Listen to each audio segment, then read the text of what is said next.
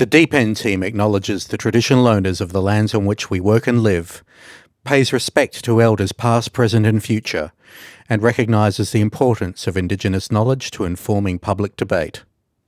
Our guest today on The Deep End is Joe Williams. Joe Williams is a Wiradjuri and Wolgalu man born in Cowra and raised in Wagga Wagga.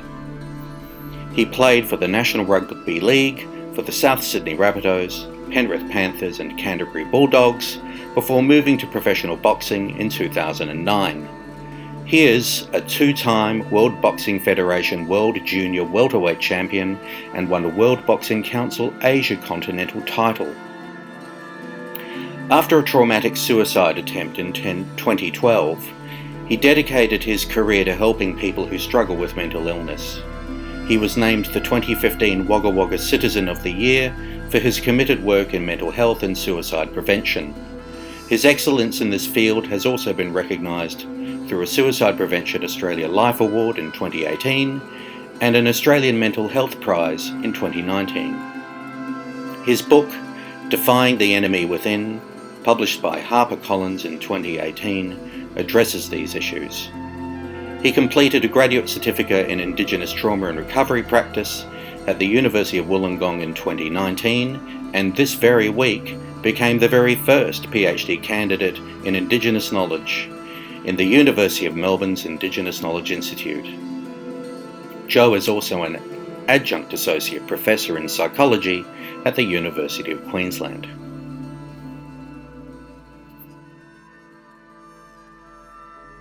Okay, so Joe Williams is a famous sportsman, Wiradjuri, who, following his outstanding sports career, wrote an extraordinary book, Defying the Enemy Within, and he runs workshops on our mental well-being, our psychological well-being, getting our lives together, and he's a marvellous influence on so many people. So, Joe, tell us a bit about yourself for the audience. I'm very fortunate to have lived, I guess, enough for two or three people. As far as my world was sport for many years, and then as a young Wiradjuri Wolgalu kid, just a bush kid, I was a country boy that grew up with dreams in my eyes to be a sports person, and thankfully with the leadership of my parents, and my dad played down at that level as well. I was lucky enough to go down and do that, and I guess when going back to I've lived enough for a couple of people. I thought my life's work was about sport for so long, and I guess you realise with hindsight many years later, I say to people now that sport was probably my elevator pitch to get in front of people. They for different reasons. In the wellbeing space that I was doing, I was working a lot in schools and talking to people about wellbeing and how people can I guess impact and help live with challenging mental health. So, I just went around for a long time sharing experiences around that. And then, as I said, my elevator pitch, the sport was, I guess, the gateway to get in front of a lot of people. And whilst, sport was fantastic and I'm super grateful for it. That's why I haven't said it out loud many times, but sport was a very disconnected part of my life. I lived somebody that I wasn't. And that's not, it's not putting the blame on sport. It's just the lifestyle sometimes you get caught up with around profile and fame and money and the ego that it brings. I'm very thankful now that as I mentioned, they talk about the two most important days of your life is the day you're born and then the day you find out why you're born.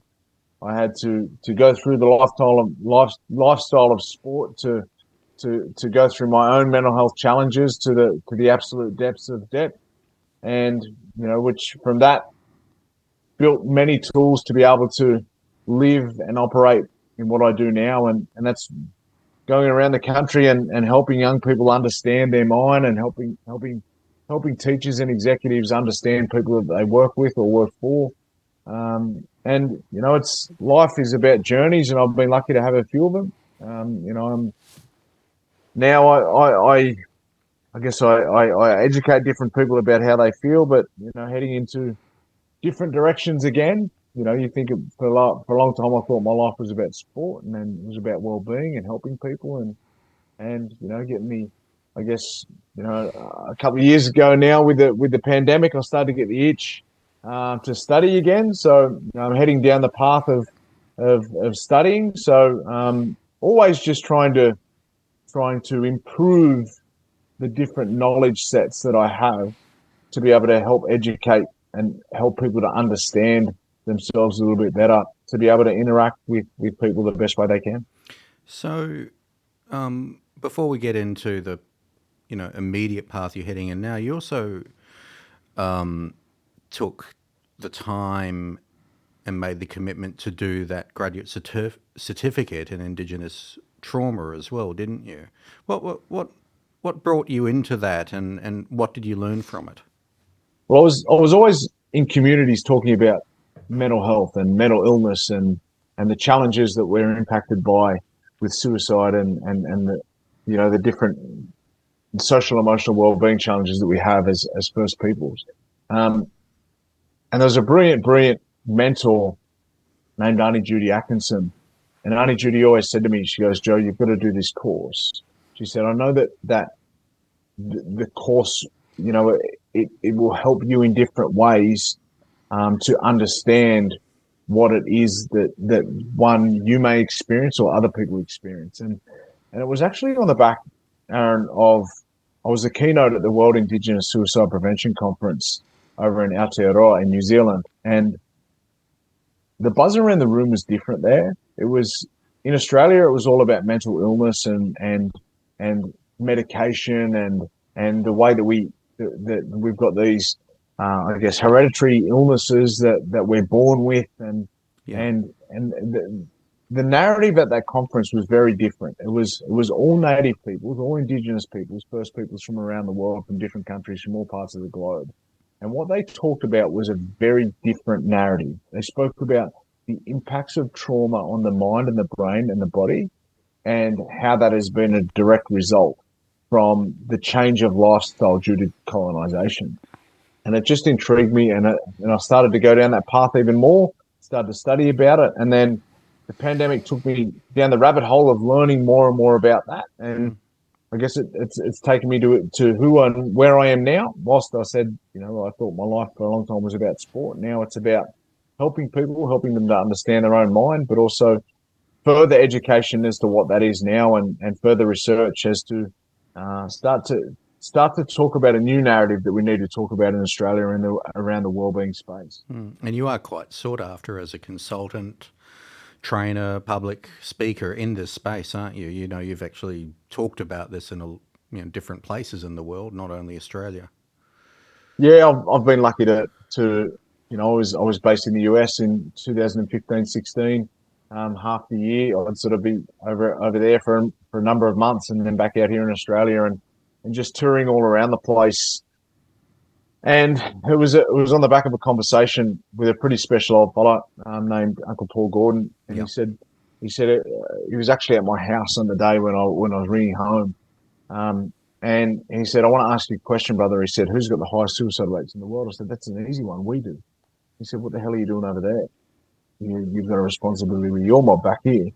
And when you've had interactions with that special old fella, and when he says something like that, that you've got a responsibility back home. And from that date, I've just really dedicated myself to doing as much work as I possibly can. When I'm talking about that, I'm talking to prior to the pandemic, I was on the road for 320 days of the year, just in communities absolutely everywhere, in front of thousands of people in one place, or sitting around around a fire on a dirt floor, in some of the most remote places in this country that takes 2 and 3 seater planes to get there. Yeah. It was about doing as much work as I possibly can to raise awareness, one, but then also education, and help people with tools to be able to help themselves in challenging situations. It's those appalling youth suicide statistics that are really motivating you, aren't they? To some extent, am I right in that? Without a doubt, I've said for a number of years now that the awareness right now, as we sit here and speak, and the education and the money being pushed into the mental health space is larger than ever. There's more money being put into mental health and suicide prevention than there ever has been, yet the statistics continue to rise. So it tells me that, one, we're either not doing the right work, or two, we're not on the right conversation at all. So it really, I guess, made me challenge myself as to look at things differently, look at the old ways in how we did things. And I'm talking about the old ways as far as, thousands and thousands of years over many different nations throughout this country, and what we did and how we did it and how we interacted with each other, and how that relationships are the keys to healing our communities and just connection with each other. Yeah. Yeah, and it's also important at this juncture, before we move on, to acknowledge Uncle Paul Gordon, because, of course, without him, I doubt we'd ever have met. Because, for a start, I know very little about sport. But there is also something to celebrate today. We didn't know this when we, booked this episode to have you on as our guest. But this week you were accepted into a PhD program, weren't you? I was. It's I don't know if it's a little daunting or a little exciting. It's definitely a journey that I guess everyone's told me that it's going to be some of the most challenging years of my life. And I guess on a physical and mental aspect, I've been to some really challenging places without a doubt. But this is it's a place that I think I'm ready for. In the work that I've done mentally and emotionally, in learning about myself and learning about people and learning about behaviours and where they come from. Over the last 4 or 5 years, and most definitely during the lockdown stages of the pandemic, it's put me in a place where I'm excited to actually start to look at, research, and try and guide a new narrative to how we do things in our country. Because, as I mentioned earlier, there's more money in mental health. There's more awareness and education in mental health than there ever has been. Yet the suicide rates are increasing, and the mental health rates are increasing. So what we're doing is clearly not working. Well, look, I mean, we'll get into that, but I, for one, as director of the Indigenous Knowledge Institute at the University of Melbourne, am absolutely thrilled that you're our first PhD student. And you're also the first student in the University of Melbourne's new PhD Indigenous Knowledge course, which, as far as I can tell, is one of the first of its kind in the world, if not the first. And I know the work that you're going to do in that PhD is going to be vitally important for all the reasons that we have been discussing and will continue to discuss. I'm not sure if that's more daunting or more pressure or what it is, but it's somewhat exciting to be able to, I guess, be one of the first to be able to do that. Yeah. Without doubt, there is teething processes, but really looking forward to it. Yeah, thank you. What are the statistics like? We're heading into this voice referendum. There are questions in people's minds about, is this pragmatic? Is it going to be useful? A lot of those questions are based in, genuine doubts. What are the Indigenous youth suicide rates like in your experience, just for listeners who have little knowledge of this space? And what do you think a voice would actually do to help that scenario improve over time if voted up? That's a big one. It's one of those things where I've advocated for a number of years now that year after year after year, the same organisations get funded to do the same work, and if the rates of mental health is increasing and the suicides are increasing, then clearly someone's either not doing their job or they're doing the wrong job. That's important to say, right? Is that my life has been about sport, Aaron. And if I was a coach over a 20-year period, looking at this running alongside the close the gap targets, but if I was a coach over the 10-year period and I continuously got little to no results, or my results were going backwards, then I'd be kicked out the door. Yep. It's simple that what my strategies and what I was doing wouldn't be working. Right? Yep. That's putting it in a very easy way to understand in the sports analogy. Yep. Yet we're continuously doing the same things year after year after year, budget after budget, with let's not even say millions of dollars. Let's start to go into the billions now of taxpayers' money that is just being wasted on ways that just aren't working. So what I would envision is that an advisory committee to be able to advise government on where best to utilise these monies. And whilst statistics are numbers, these statistics are our lives. Yeah. When we're seeing increasingly young people, younger and younger dying more often, and people in suicidal and mental health crisis. You know, it's we're living in a way in complete contradiction to how we have evolved as human beings. So something's got to give. I can remember again from being around lots of communities, half a year every year for 10 years, in Arnhem Land from the mid-90s onwards, and then, for shorter periods of time after that. I can remember communities like, take, the whole of Elcho Island, that until the year 2000 had never had a youth suicide. And when the first one happened, it was like, I don't know, an earthquake had struck. People had no idea how to deal with it. They didn't even know what youth suicide or suicide in general was. And now these occurrences are just, almost normalized to the point where it's just sort of accepted that this is just inevitably going to happen. And I find that, in the past 22 years since that case at Elcho Island I'm talking about, I find that just absolutely appalling that there's A, no awareness about it, and B, very little action on it.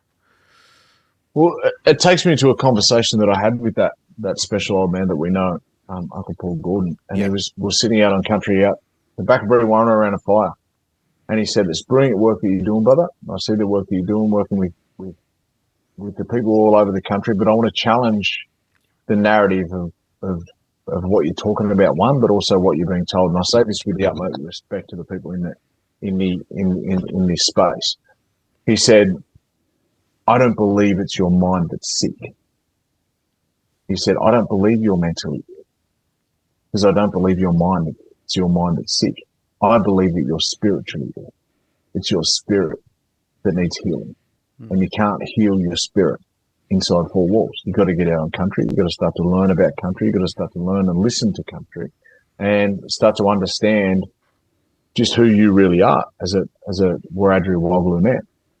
And when I started to look at that, and I started to look at the own cultural practice that I was doing, and the different communities that I was in, and I was actually checked by an elder in a community who, again, you spoke about in Arnhem Land, the communities up there, and how it was only a relatively recent phenomenon that's been happening. And these communities, they were very skeptical of me coming in and talking about this stuff. Right. Sharing experiences around that. And I remember so distinctly a conversation of having with an elder. And this elder said to me, "We don't have any of that stuff here." I was talking about suicide and mental illness. And I was thinking to myself, well, Well, of course you do. It's the reason I'm here. Like, there's been 3 in the last month. And then what I then started to understand over numerous conversations talking about the same thing that Uncle Paul was talking about, the notion of spirit being sick rather than the mind being sick. Yes. And how all of this ties in is Uncle Paul spoke to me about the same narrative that somebody in Central Australia was talking about, in Arnhem Land was talking about, over in the Pilbara was talking about, the same notion of our spirituality being unwell. And what that takes me to, or how that ties into the conversations that we're having, is Aboriginal people's knowing and being around Aboriginal people's issues, right? If we're constantly putting money into areas that, again, yours, mine, everyone's taxpayers' money is being wasted when it's not working or not decreasing in ways that it should be, we have to start to have a look at things, or doing things differently. And this is where I would see something like an advisory committee being set up to have a look at. Yeah. Right. So particularly around challenges around Close the Gap, challenges around different health statistics, and challenges particularly in the suicide space, with the same organisations being funded budget after budget and the increasing rates happening, is that we'd have somebody at the table to go, well, hang on a minute, this isn't working. What are we going to do here? If it's not working and the suicide rates are increasing, we need to do something a little bit different. And this is where Aboriginal people, Torres Strait Island people, the first people of this country who have been here for thousands and thousands of years, have the answers to be able to make impact on the ground, particularly around health statistics and the well-being of our people. Yeah. Joe, you were an NRL superstar, right? Tell us a bit about your career for the audience. Superstar is a loosely used term, Marcia, when we're talking about my career. I was lucky enough to play, I guess, in the NRL at a few different clubs, and I was just like any other kid. I was just a young kid that wanted to play football at the highest level because my dad got to do that, and I was lucky enough to go down and do that. I was challenged by some mental health demons right throughout my career, and I had issues with alcohol and drugs, and challenges that we see the same kids in the same communities, who are going on to these higher levels have today. And thankfully, a number of years now, it's been 18 years since I moved away from that lifestyle. So, sober now for 18 years, gave me I guess a clearer mind and a clearer head to be able to have a look at the things that I do. And I guess one of the things that really happened with sobriety was when I got sober, I actually lost interest in sport, or lost interest in playing rugby league anyway, because I realised that the only things I had in common with my teammates were football and partying, and I wasn't partying anymore, and I wasn't particularly enjoying my football anymore. So that's when I decided to walk away from playing rugby league in 2008. I finished at the Canterbury Bulldogs, and then I walked into a boxing gym. And funny that people saw me walk into a boxing gym, because I am the least aggressive person in the world. I'm scared of my own shadow most days, but boxing taught me so much about myself mentally and emotionally. Wow. It taught me how to dig deep inside myself when things were tough, when I was going through different adversity and challenges, and learn how to fight back against different challenging times and experiences. So sharing those experiences with different people right throughout the country is something that I've been doing since, I guess, when I finished my sports career, and something that I absolutely love doing now, educating people in how to be the best version of themselves. So you have a great deal of familiarity with discipline. So you had to be highly disciplined to be an A-grade NRL player, and highly disciplined to become sober. And you've written a marvellous book with a huge audience, and great. You're now, I think, a major influencer in the field of, mental health, although you don't call it that. So what role does discipline play in the challenge of, achieving peace and happiness, if you like? I think the role of discipline actually comes in after you find out what you want to do. Discipline is just I guess it's a byproduct of any type of job, right? You have to turn up to work on time and you have to do what you have to do. I probably didn't learn discipline until I became a boxer. I was someone who I was a gifted young athlete, gifted young Aboriginal boy who, when on the rugby league field, I could do things that I guess that came a little bit more naturally to me than it did to others. So with that, I probably rested on my abilities a little bit and didn't work hard or fine tune my skills with that, which of course come back to bite me in the backside, because you don't work hard at that level, you get found out. And that's probably the very reason why I only played, close to 50 NRL games and not a hell of a lot more, is because I lacked the discipline at that. The challenge with that is that if you lack discipline when you go into the field of boxing, you can get your teeth knocked out. Yeah. I like my teeth. So for me, it was more about, the discipline of getting out of bed at 4:30 in the morning to get on the road and go and do my road work, because if I wasn't out there training, then my opponent was. And I just had too much I had too much desire to win. More so, that's what got me out of bed. That was what it was. And that's, not just discipline in the training side of things, disciplining what you eat, because everything what you put in your mouth actually comes on as calories to, at the end of the time when you're jumping on the scales before you get into the fight. So discipline is highly, highly involved in professional sport. And, it's one of these things now that you try and teach or coach young people in, and some people have it, some people don't have it. And it's something that you've got to develop over longer periods of time. But also it's probably something that comes with age as well. I probably train more consistent and more consistent with my diet and exercise programs now than when I was getting paid to do it. Yet I'm a long way past those days, So discipline is something that you can definitely grow to, and something that you definitely get experience in if you work at it. Well, I expect that young people really need to learn some discipline in order to succeed. I mean, you've had great success in your life. I mean, you've also, faced tremendous challenges, but I don't think that success comes without discipline. Would you agree with that? Oh, most definitely. Most definitely.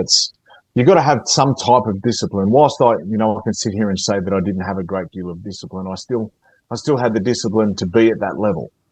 And you just don't get to that level if you don't have the discipline. There's many years to be able to get to that point as well. So, it's a lifelong journey of what it is. And as I said, I got sober when I was still playing in the NRL, in, I guess, a culture that's highly celebrated around partying. You play hard, you party hard. So I got sober in the heights of that stage of my life. So there was I can remember definite times of nearly pulling my hair out because I didn't want to drink, but the pressure around me was to drink. It's some of those type of experiences that I guess you can look back and I can be super thankful that I didn't get down that path. So, and young people don't understand that, because they, it's a brain development issue as well, that young people just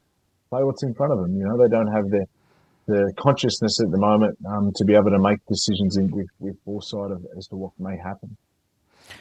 So in what way then is healing the spirit tied to physical health, in your view?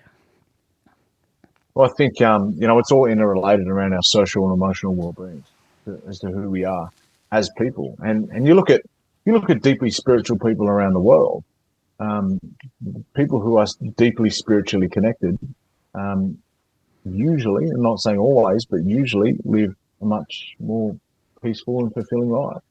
And that's just, broadly speaking, at some different spiritualities and cultures around the world. So I think it's all intertwined into not just the physical health or emotional health, but or the mental health. It's the as we call it in the Aboriginal Torres Strait Islander space, the social and emotional well-being of who we are, which then works directly as to healing the spirit, and connectedness and being around a fire and sitting there doing traditions and practices that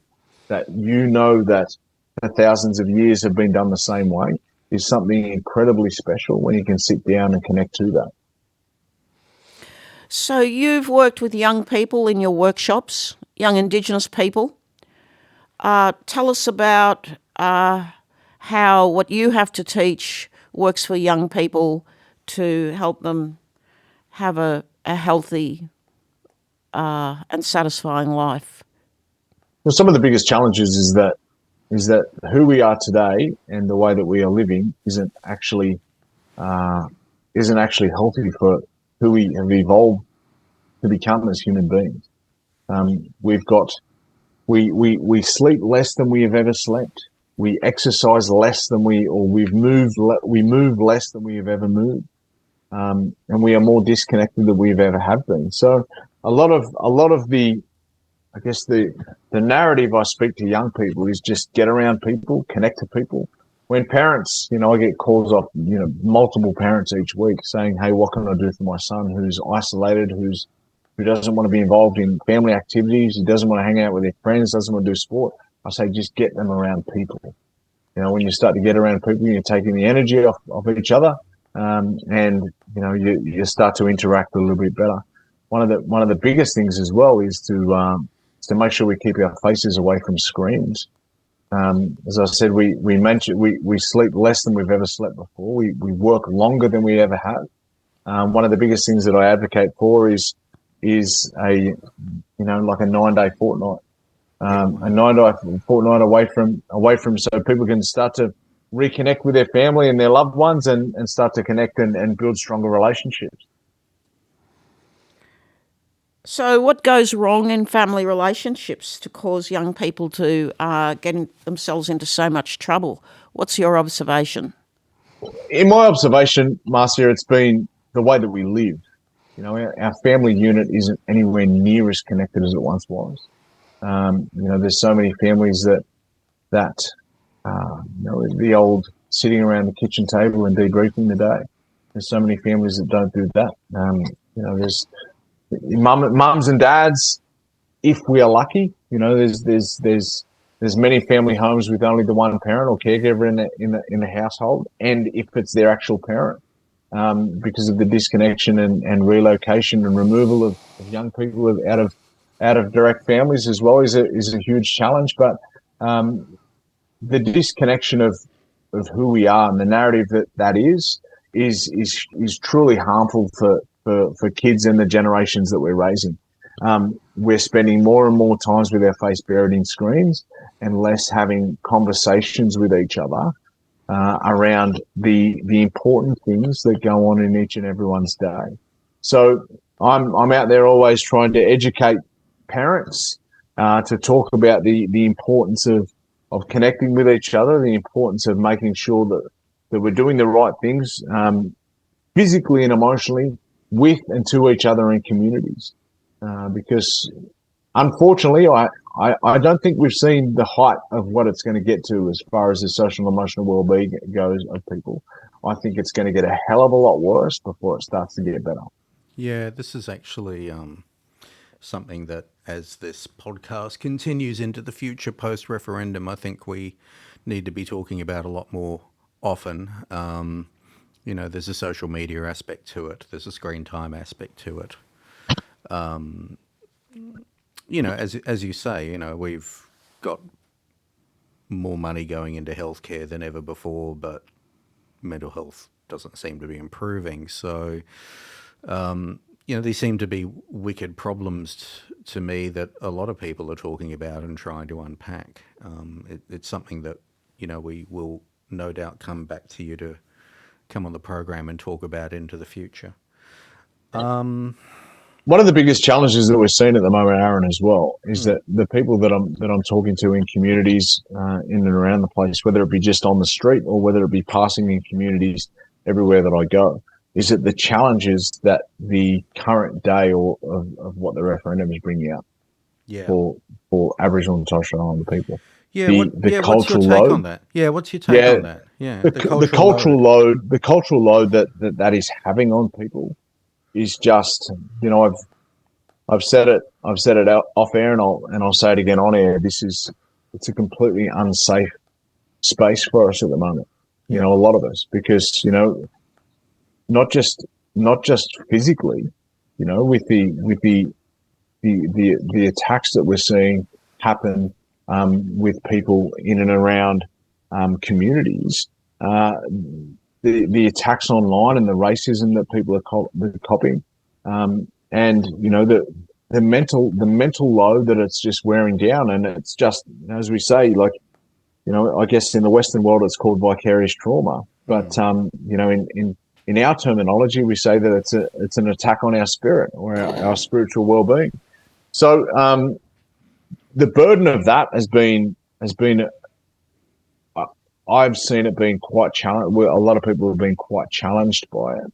And when the result gets handed down as to yes or no, whatever it may be, I think what's important is that there's been a great division within our people that I've never seen before, and that, whatever result gets handed down, I think we need to make sure that we still have each other's back, and we can still come together and show love for each other, whatever it may be, when the date it's handed down.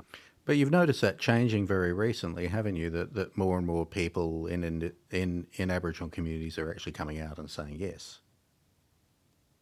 About the upcoming referendum, like yes. I've noticed, there's obviously, there's been big pushes with mainstream and then social media and so forth as well.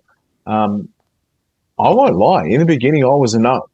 Okay. In the beginning, I was a no, because I'm someone who has been extremely skeptical of different things in the past. But as you grow older, you start to learn to not sit and judge things straight away. You start to dive in and have a look at it personally. And and for me, it was conversations with people who were directly involved. So staying away from social media and listening to, and not listening to different commentary from people who have had absolutely nothing to do with the process of how all this came to be, to actually sitting down and having coffee with people who have been there from the very jump. I do remember I reached out to Marcia when I was in Melbourne at one point. I just said, look, I'd love to come and have a coffee and just start to talk about different things and just connect with people who actually know, who have factual information about what's happening, what the process has been, and what the process will be, post the referendum outcome. So, for me, as I said, I wasn't no because of skepticism, but now I'm very much, I believe that for me personally, I believe that someone who works in the wellbeing space and someone who sees increasing rates happening in with challenges of wellbeing in our communities, I believe that there has to be a change. And I believe that for our communities, having somebody at the table to be able to advise what's best for First Peoples is the way to go about it. Let's not forget there's been report after report, recommendation after recommendation ignored. So we need to start to have these conversations at a table of power, where rather than sitting and shouting from social media. Wow, that's very well said. Thank you. That is really well said. And the echo chamber that is social media can be so damaging. And I had conversations with somebody this morning, and I said, well, have you actually looked at some of the factual information? And looking at some of the conversations that you guys have had on the podcast series here. When talking about how Shireen Morris's comment about the Solicitor General, how the Solicitor General said this will be an enhancement of democracy, like actual factual information, and great icons of Australia or people like Jack Thompson talking about so many people can get stuck in the fact that this is a political issue and we don't trust the government and those type of comments. But what Jack Thompson says is exactly right. This isn't a political issue. This is very much a moral issue. As to First Peoples being able to sit at the table to have conversations what directly impacts their lives.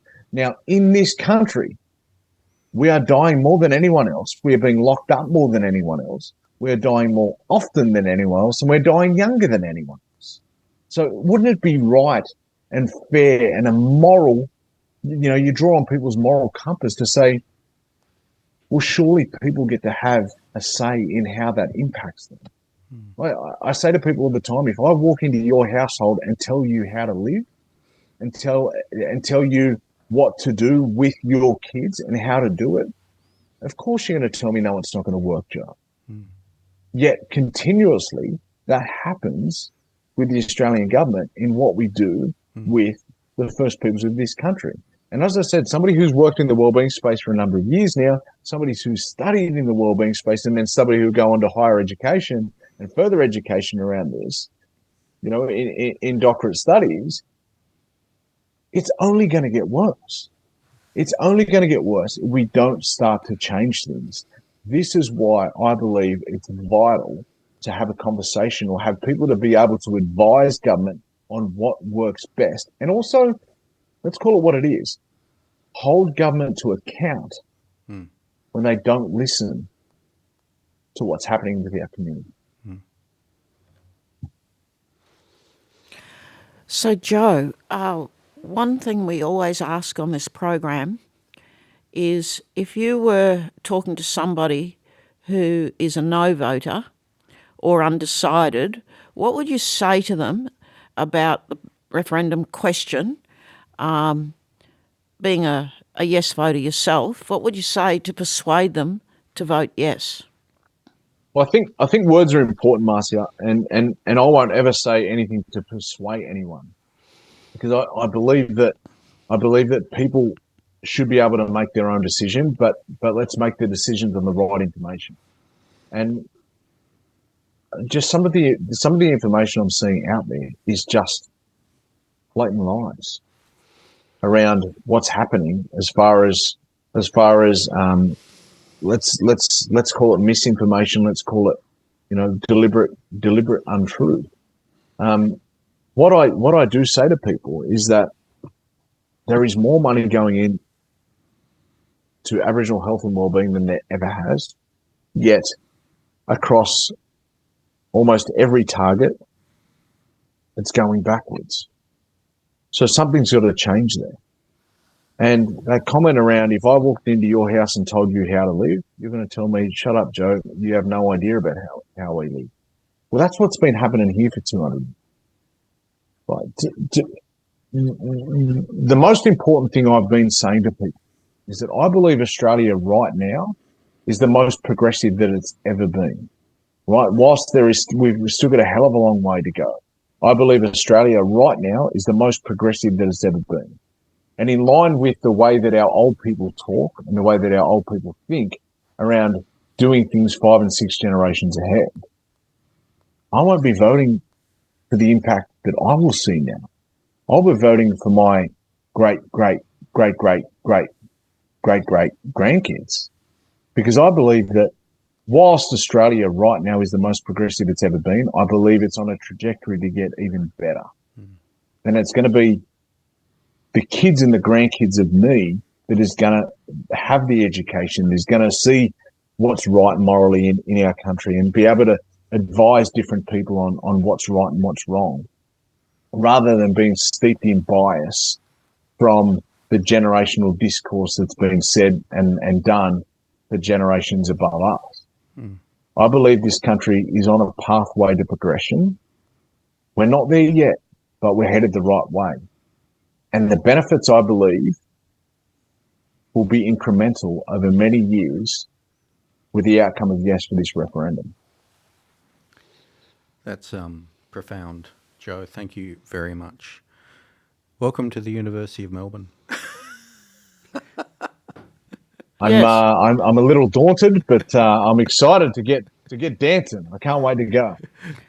We're really keen to see your work, Joe. This is going to be wonderful. It is. A big welcome. And I have zero doubt whatsoever that, the work that your PhD in the new PhD Indigenous Knowledge course generates is going to make lasting and transformative change. I'm not saying that to haze you. I'm saying that because I genuinely believe it. And I think we're very, very honoured to have somebody with your expertise come on board with us in this capacity. So welcome and thank you very much. I'm just very lucky to be guided by some really special people. There's some great cultural teachers that I've sat with right across this country for a number of years now. And they keep saying the same narrative. Something's got to get better. Something's got to be done, because what we're doing now is not working.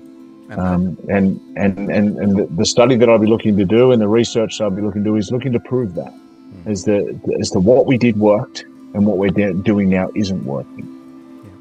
I'll leave with a brilliant quote from a guy called Dr. Bruce Perry, who wrote a brilliant book with Oprah called What Happened to You. And it changes the conversation of what's wrong with us to what happened to us.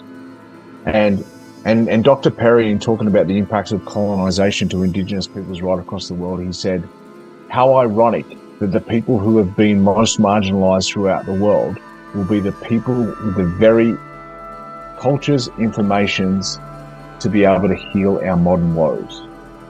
And that's paraphrasing, of course, but Dr. Bruce Perry is a massive advocate for Indigenous peoples and the ways of well-being that we had and we lived with for many thousands of years.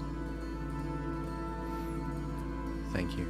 Thank you. Thanks for being on the program. Very special.